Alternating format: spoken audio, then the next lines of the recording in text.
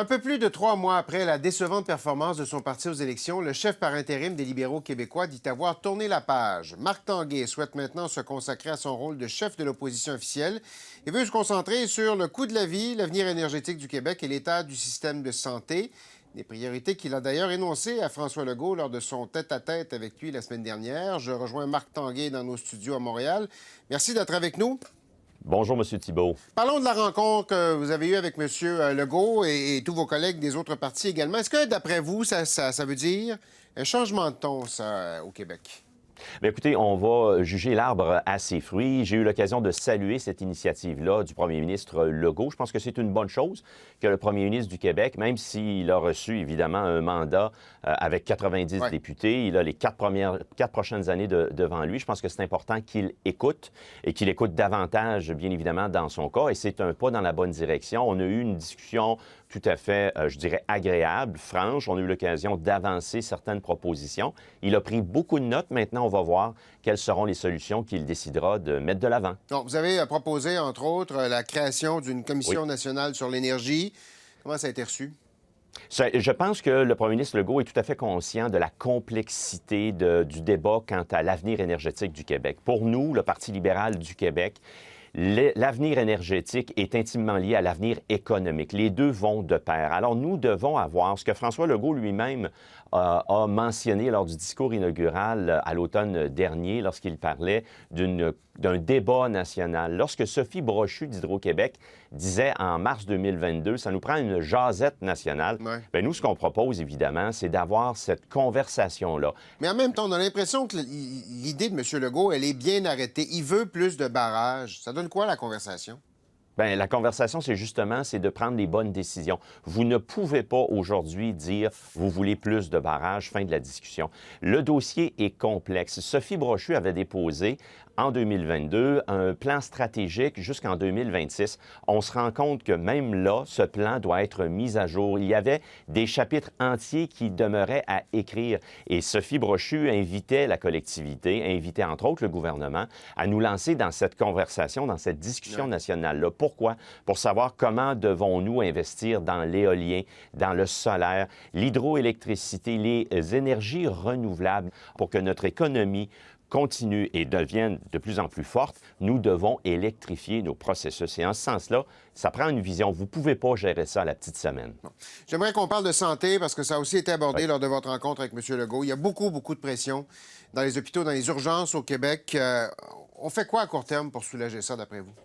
Bien, je pense qu'il faut revenir à des horaires de travail qui sont décents. Il y a une démobilisation. Mais tout le monde a essayé ça au fil des ans, puis ça ne fonctionne pas, ou en tout cas, c'est difficile à implanter. C'est pas le cas actuellement. Le gouvernement n'a pas été dans le TSO a toujours cours au Québec, temps supplémentaire obligatoire. Vous êtes une mère monoparentale, vous devez aller chercher votre enfant à la fin de sa journée scolaire ou de service de garde. Vous vous faites dire, bien, vous ne pourrez pas quitter à 4 heures comme c'était prévu, on vous rajoute un 8 heures, c'est obligatoire. C'est démobilisant. Et ce que l'on voit là, il y a une hémorragie. Les infirmières, nos professionnels quittent le système de la santé. Certains s'en vont au privé. Nous devons donc avoir des conditions de travail humaines. Ça passe par le temps supplémentaire obligatoire qui doit être aboli et également des ratios qui soient humains. L'organisation du travail aussi, il y a de l'amélioration à faire quant à l'organisation du travail. Le ministre Dubé dit qu'il y a un problème de culture à la santé, mais rappelons-lui qu'il est dans sa 5e année. Pendant ce temps-là, moi, je vois les Québécoises, Québécois qui, dans le temps des fêtes, là, on se disait « Hey, c'est pas le temps de tomber malade, ça me tente pas d'aller à l'urgence, je veux pas aller à l'urgence. » C'est pas normal. Alors, nous devons agir. Des solutions, il y en a. Ils doivent les appliquer. Bon. Énergie, santé, vous avez aussi parlé avec M. Legault d'inflation, de langue, de garderie. Sur quoi il a été le plus allumé ou le plus intéressé? Où est-ce qu'il a pris le plus de notes? Vous disiez qu'il a pris beaucoup de notes tout à l'heure. Sur quoi il a accroché, d'après vous?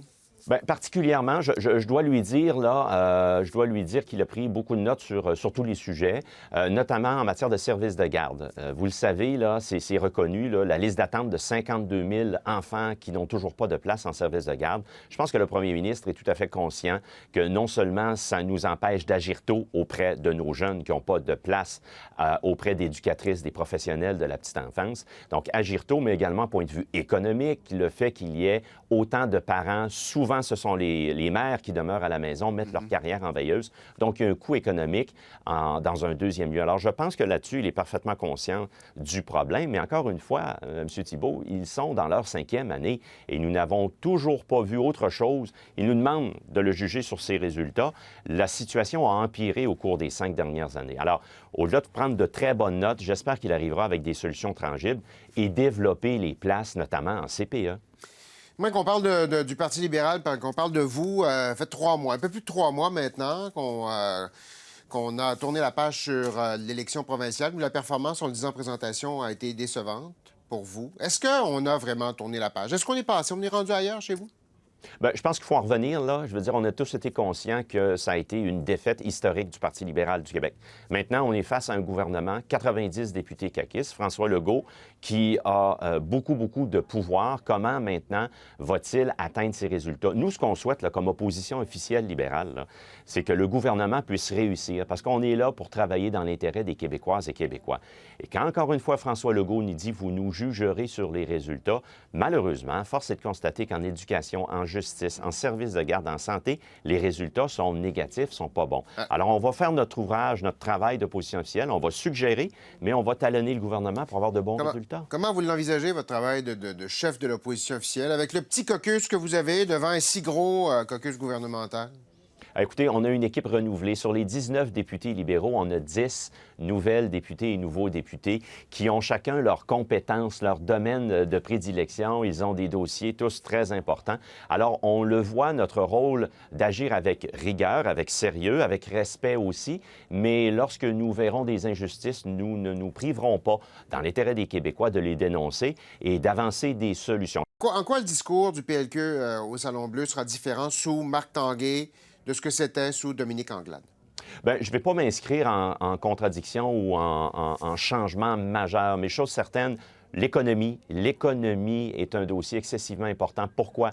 Tout part de là. Lorsque l'on parle de la force de la nation francophone québécoise, c'est votre économie qui va vous permettre d'atteindre votre objectif d'avoir l'épanouissement du français. Lorsque vous voulez avoir des services publics, ça vous prend une économie forte. La lutte au changement climatique, on parle de transition énergétique, bien, ça se fait via l'économie. L'économie comme moyen, comme outil d'atteindre nos objectifs collectifs. Marc Tanguay, chef par intérim du Parti libéral du Québec, merci d'avoir été des nôtres. Merci à vous, au plaisir.